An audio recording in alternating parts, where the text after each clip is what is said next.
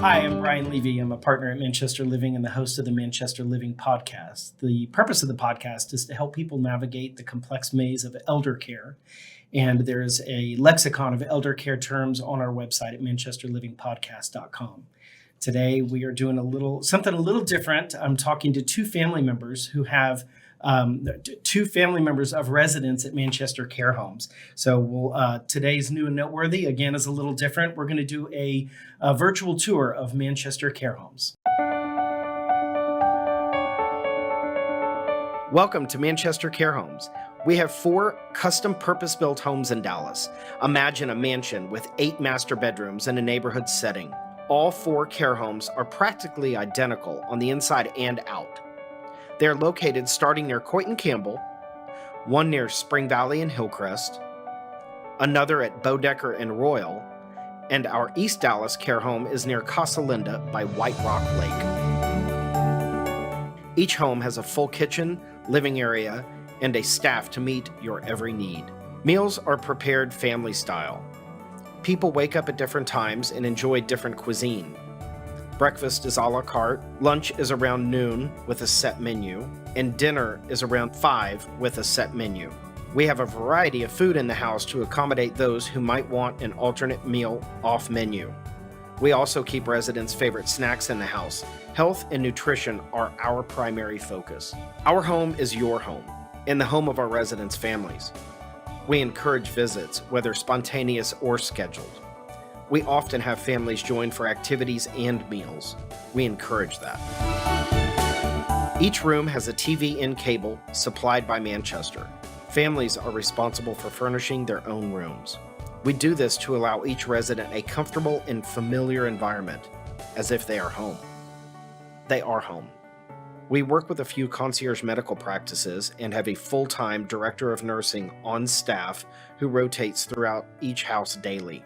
All medicine is controlled and monitored by a computerized system, double-checked and monitored by our medical staff and director of compliance.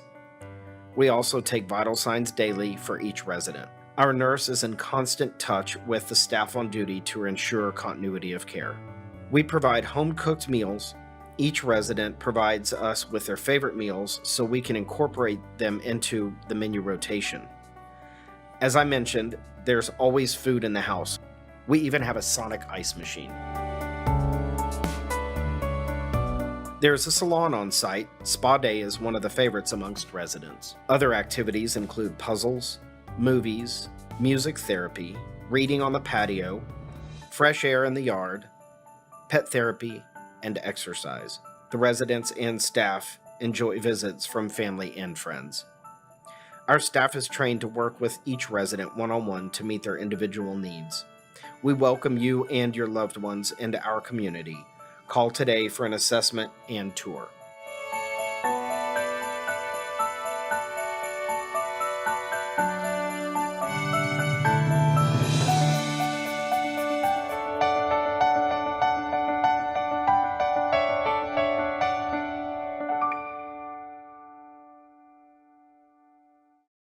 Great. Let's jump in. Today, as I mentioned, we're talking to family members of residents at Manchester Care Homes, and we're going to talk about their search, their journey, and their experience that they went through.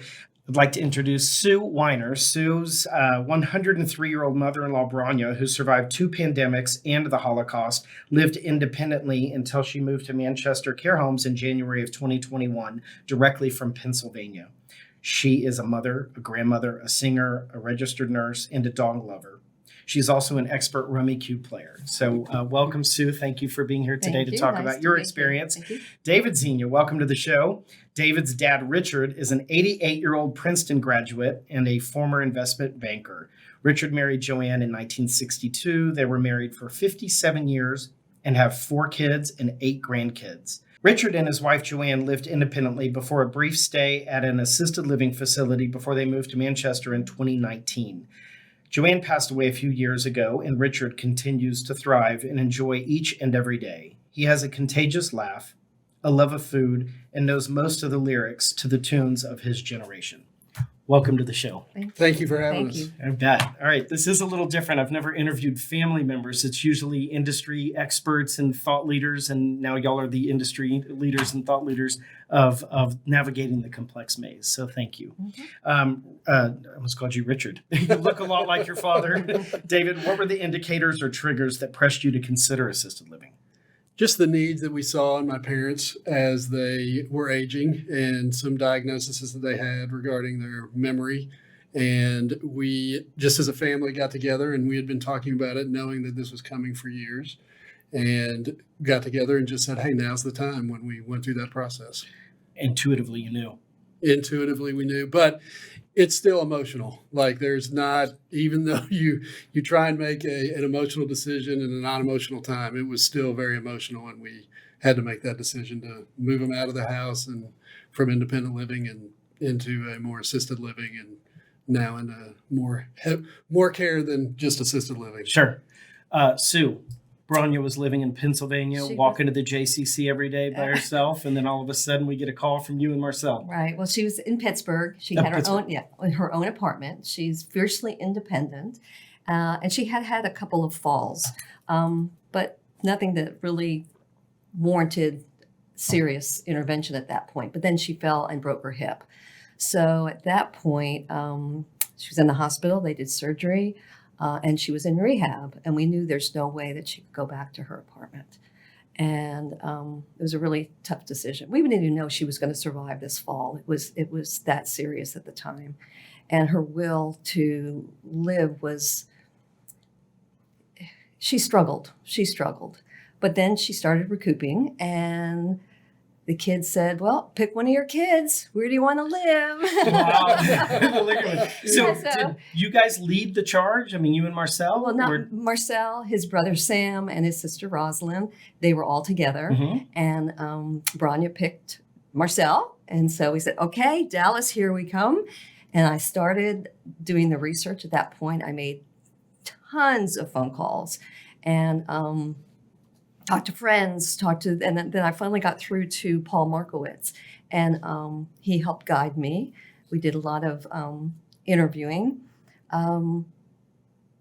Anyway, that was the process at the very beginning. I know that that's not what you asked. What precipitated her move? Right, and it was the fall.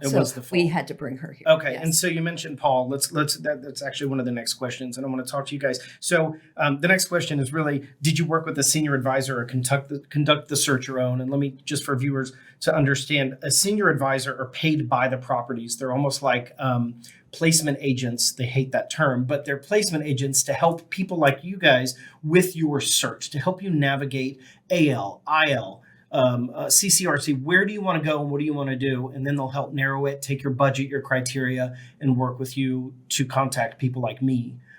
So what was your process like? So our process was a little different. The first time we did use one of the professionals, if you will, and we called and they gave us a couple options that we interviewed. And that's when they moved from independent living to assisted living. And then when we had to take the next step, which we knew they needed a little bit more care than they did amenities, if you will, in the place that we had them in, we hired someone that we just paid and said, hey, we would love, that's an expert in the field, but we said, hey, we would like to pay you. And she helped us navigate and find Manchester. Yeah. So, and you mentioned amenities. The process, your folks were in a larger assisted living facility. Yes. They probably had happy hour and movie night and activities. And so it was more social focused. Whereas Manchester, not that it's not social, but is more focused on the care. Right. Walk me through that process that you guys went through from focusing on amenities to it's all about the care. Yeah, when we first moved to assisted living, we moved to a place that had care for memory that we could move them to.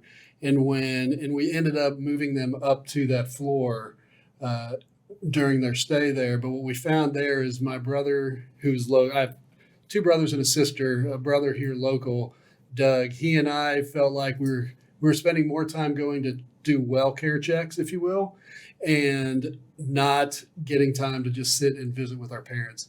And we wanted to find a place that could provide the care that we knew that they would be getting. So when we came in, we could just enjoy having a conversation with our parents then wondering what kind of care they're getting and things like that. And so that was one of the main reasons we wanted a smaller facility that focused more on the care side of it, because they didn't need the amenities at that point. They Right. needed more of the care, even though they're getting a lot of, I mean, my mom, who passed away a couple years ago, but with my dad, he gets a lot of his social time with the other people there, as well as the caregivers. And he's always smiling when he's there. Always smiling. I've smiling. never met a happier man. I do have to interject and tell you, if there was ever a show of the elders say the darndest things, your He would folks, be. I'm telling you, they would win hands down. Yes. Both of them, they're real pieces of work. They are. In a good Yes, way. they Right, are. right, Yes, right. they are. How did you inform your folks that it was time and we're going to make a change? Well,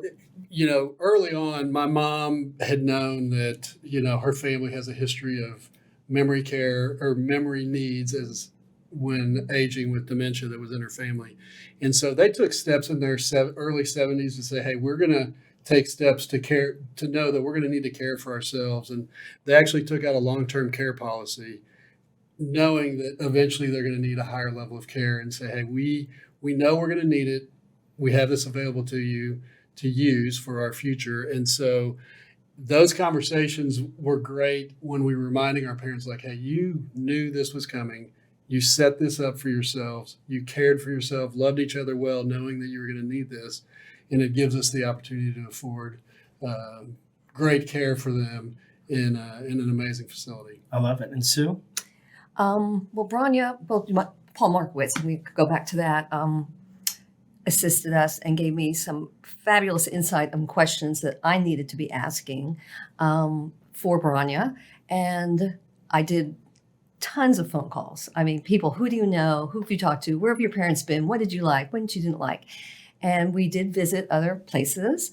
Now, I do have to mention it was at the beginning of the pandemic, so we couldn't really see the facilities. It was really very trying, if you will. And bringing her here during the pandemic was, you talk about feeling guilty, and this was not an easy task to bring her here and have to leave a place that she's been her whole, most of her adult life anyway.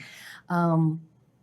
But once we found, first of all, with Manchester, the location is fabulous for us. You're a hop, skip, and a Well, jump that away. was really important to us. It had to be. Yes. It really needed to be too. close Yeah, to I'm us, like a half a right? mile from it. Yeah, and the size of the facility was really, really important, and knowing that you have a full-time nurse, that Sandy was there, and I've kind of knew Sandy a little bit peripherally, so that kind of gave me a real strong sense of relief and comfort. So it was, once we narrowed it down, the decision was easy. We knew she needed to be in a place. It needed to be smaller. She didn't need fancy amenities. She is not a fancy woman, and that would not be appeal to her. Right. And she considers it her apartment. That's what she calls it. Oh, yeah. I'm going to my apartment. Well, I consider her the mayor of the Right, house. the So. Right. Yeah, and what was the acclimation? I actually wasn't in the home during the pandemic, so I don't remember. I obviously didn't see. What was the acclimation process for both your folks? Well, do you want me to go first? Sure, go right ahead. Well, we had her live with us for about 3 weeks because just the transition of moving anyway, we knew was difficult. So she stayed with us, and I think she wanted to stay with us. But then when we moved her in, when we visited, there was that big plexiglass barrier. So do you remember that? Oh, It yeah. was Very really, sterile. and she's hard of hearing anyway. So, it was like we're talking and coming up to that. And it was hard for her to comprehend, what is this virus that we're talking about Right. here? So it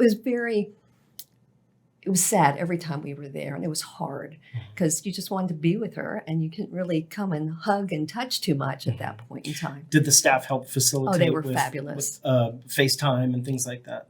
Well, we were there quite a bit, so we didn't have to really do Yeah. FaceTime. And we do a lot of FaceTime when we're with her now, but the staff was great, and getting her where she needed to be. I mean, when you're separated like that, Yeah. anyway, the staff was great. Just really wonderful. What was your acclimation process like? So my parents moved in a couple months before the pandemic. And so the nice thing was we had a little bit of time to set the room up for my mom, especially wanting things to be in a certain way for her just to be used to the pictures that are on the wall, where they're hung, and the staff was amazing. Sandy was amazing in helping us move in and getting us organized and the needs that, coordinating everything that we needed to do. And they acclimated very well. And a lot of it was because of the one-on-one care that they felt that they were getting, and it was more attentive. And my dad loves attention. And so he is. Yes, he does. The more attention he gets, the more right. he likes to be the center of attention. You mentioned engaging with Sandy. Tell me, what is that like from a family standpoint? Your loved ones are in the home. What kind of conversations you're having with Sandy? How, when, where, what? Sandy feels like she is a friend, almost one of our relatives. The way that she cares and loves for my parents, the way she. My mom died during the pandemic, not from COVID, but I believe it was from a broken heart that we just weren't able to come see her anymore. Mm-hmm. And that was the one thing that she did recognize were her kids and her grandkids. Yeah. And getting cut off from that, I think she was like, okay, I'm ready. And, but during that, when that was happening, Sandy was amazing in the way that she allowed us to come be with her, see her for the last time, spend those last moments with her. Mm-hmm. And Sandy's care is beyond anything of somebody that's an employee. Just like all the caregivers there, she leads really well in the way that they serve and love our loved ones. And that's great comfort to us, knowing when there's times that we can't make it there, we know that my dad is still being cared for and loved, and people are enjoying being around him. As the director of nursing, she's not just clinical. Right. She's like a social worker and a psychiatrist and part of the family, like you said. And it's nice to watch those relationships. Yeah, and it was really sweet because of the pandemic. She died in May of 20, and that was the height of the quarantining, and you couldn't leave, and we were able to have the service for my mom actually in the backyard. Mm-hmm. And so my dad could come out, he could be there. We brought in a pastor from their church. My other siblings who live out of town were able to Zoom in, and it was just really sweet. And Sandy made all that happen by so those are exactly, and those are some of the things that we can do as a 4-to-1 ratio, small care home environment where you're not going to get in a large facility with 22-to-1 ratio. Everybody's an individual. So thank you for sharing that. Let's talk a little bit about the sense of guilt families have when they introduce the idea of assisted living to their folks. What was that like for you and your family to put your folks from assisted living into a care home? Yeah, I think for my brother and me, who, my brother Doug, who lives in Dallas, we're seeing them every day and seeing the need that they have. And at the time, my mom needed more care than my dad, but my dad needed help with my mom. Mm-hmm. And having those conversations, and what was hard was watching my dad, who wanted to serve his wife, but realizing he wasn't able to. And I think that was harder on all of us than knowing that, hey, moving them was the right decision. But the hardest thing was there was at that time my dad was 85 and wanting to care for his bride of almost 60 years. And realizing that he couldn't was really hard to watch. Right. And so essentially you helped him. Yes, help facilitate him to continue to care for her. Through others. And he wanted to be the one, but realizing that when he came to that, it was one of those emotional times in a family where it's just sad. I mean, it's hard to walk through, but then it's necessary, and it's great to know that there are facilities out there that can help us. And now being on this side, it's like, oh, this was such a great decision that we made. Sue? The guilt part of Rania is I think I mentioned this, fiercely independent. Mm-hmm. And I think it was just very hard for her to finally allow us to even talk about moving her. So the guilt and having to have those conversations with her because you knew that it just struck to her core that Right. this was not what she wanted, right? And but being at the facility helped, navigating through that part. But the guilt never goes away. I mean, Marcel and I were talking about last night. If she could live with us, wouldn't that be wonderful? But we cannot take care of her. Right. We just cannot. As independent as she is, right. there's She's still responsibility. Yeah. I get nervous with the walker now since she's had that other fall. At 103, she's one of our most independent residents. Right. I mean, right. look at her in the house. Well, since she's been at the house, she won a dance contest. She With has Sandy. been with Sandy. She has been on the Texas Jewish Post, an article about her, and she and Anthony have a picture in the Wall Street Journal. So I mean, she's all but famous. she's become a star since she's moved to Manchester. Right. So right. But can I mention about Sandy though, Please. too? She's just a text away Yes. or a that's phone great way call to say away, that. Great way and to say we that. feel no matter what time it is. I feel not that I would do it in the middle of the night, but if I had to, I would do it. And I know she'd be okay. And I have to say the same thing about Anthony. Shout out to Anthony, Anthony's the house manager. who's just right. just fantastic. And I know that with those sets of eyes and aides on them, that she's in a very safe place. That's nice. Yeah. Although my dad calls Anthony Joseph. Joseph, For some reason. we don't know Really? why. I don't know why, but Yes. he I'll answer says anything. Joseph. I won't tell you what he calls me. You're right. That's for a different show. What concerns, David, did you have about the care for your folks at the beginning of this process? Well, at the beginning, like I said, when they moved into assisted living, they were in a place that had more amenities that they could enjoy. And then when we moved them to the memory care in that facility, it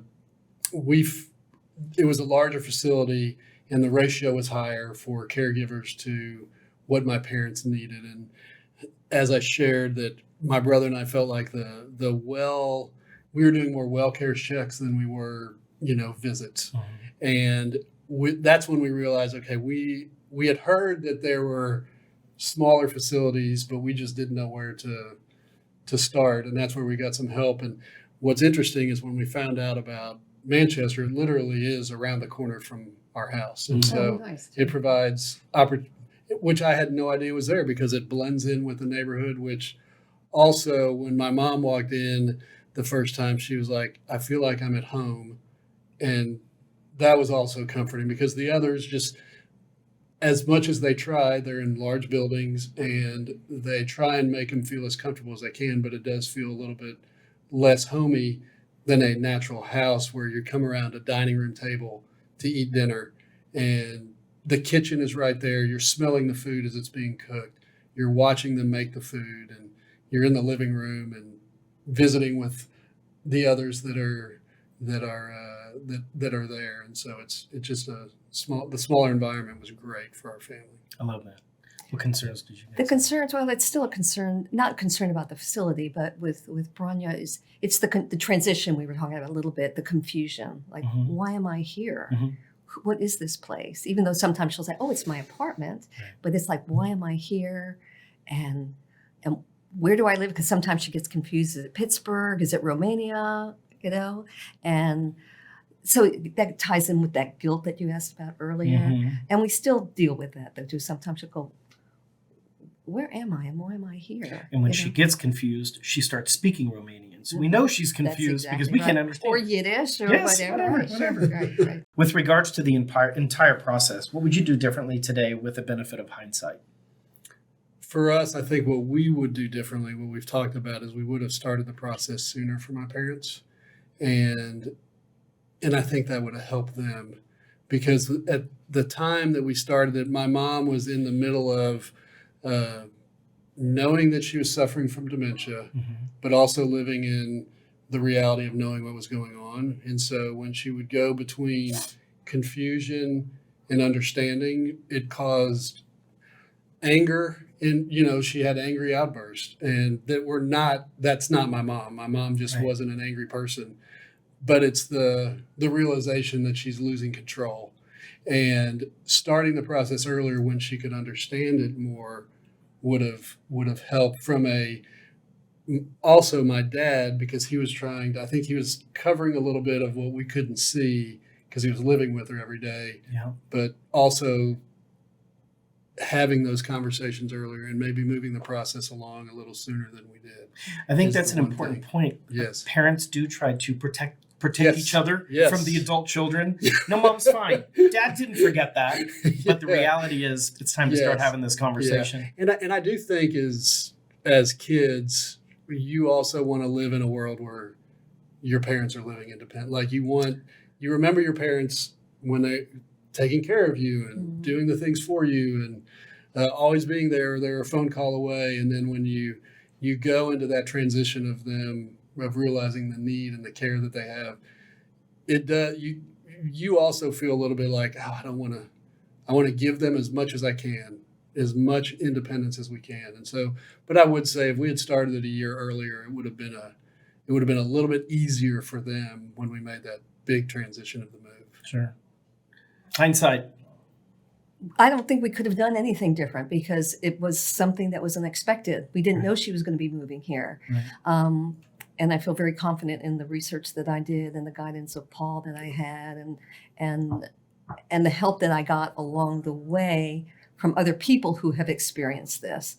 And I would say to anybody, talk to as many people as you can because everybody's experience is different, but you all in the end want the same thing for your loved one. You want them to feel safe and have the care that they need and deserve. Yeah. Yeah. I always tell families, ask a lot of questions. A lot of questions. Yeah. And I think the care side of it is you want them to be comfortable as they live out their last days. Sure. Yeah. And enjoy their last days and not and that's what I can definitely for my mom, that was definitely the case for her. Sure.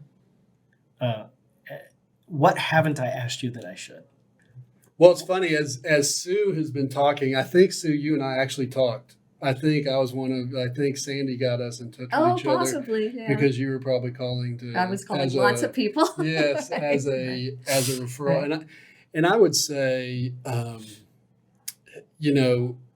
just what hearing the way Sue went through her process is the way to go through the process. So the question is, for us, we didn't call and talk to any family member. We just went in and we were able to go in. It was pre-pandemic, so we were able to go in and meet the staff and meet Sandy and take a look around. But from just, if I think of a question that you didn't ask me, it's really hard because I think we've covered most of them. Yeah. Covered it all. And I feel like that between the two of us, that the questions that you've asked have been really good and opened up, our thoughts as well. Good. So, Well, I appreciate y'all sharing. I really do. This is great insight, and I hope that it is beneficial to other people trying to navigate this complex maze. So thank you for being here. We are going to turn over to the nugget portion of the program. This is one of my favorite cartoon artists, my friend Dan Piaro. It says, Father Time and Mother Nature mugged me. Oh. And of course, the moral to this story is live life to its fullest with no regrets, because tomorrow is no guarantee. that's right. And that is a fact, Jack. All right, on to the lightning round. Okay. We've talked about Branya. We've talked about Richard. It's time to talk about y'all. Quickly, where were you born and raised? St. Louis, Missouri is where I was born, raised in Dallas. Sue, I was born in Buffalo, New York, raised in Miami, Florida. college and degree. Went to Baylor University and with a degree in finance and management. University of Florida, sociology. Can you write in cursive? I used to. Sue, can you write in cursive? Absolutely. David, ever lived abroad? No. Ever lived abroad? For a semester at college, I did, yes. Ever been arrested? No. No. Ever slept in a tent? Many times. Yes, I have. Wow. Favorite candy bar? Reese's. It's not really a candy bar, but it's Twizzlers. Twizzlers. That's Oh, handy. yeah. iPhone or Android? iPhone. Sue? iPhone? Karaoke, yes or no? I have, but I don't recommend it. Me either. Good choice. Ever been skydiving? No, but I want to. No. No. Favorite board game? Monopoly. Rummy Cube. That way to go. Yeah, good. All right. Thank you for sharing your insight today on Manchester Care Homes. Really appreciate you being here. If you were looking for this episode or any past episodes, you can find Manchester Living Podcast. Just search Manchester Living Podcast on iTunes, YouTube, Facebook, or wherever you get your social media. If there's ever anything I can do for you, don't go back to Google. Just call me directly. Thanks so much.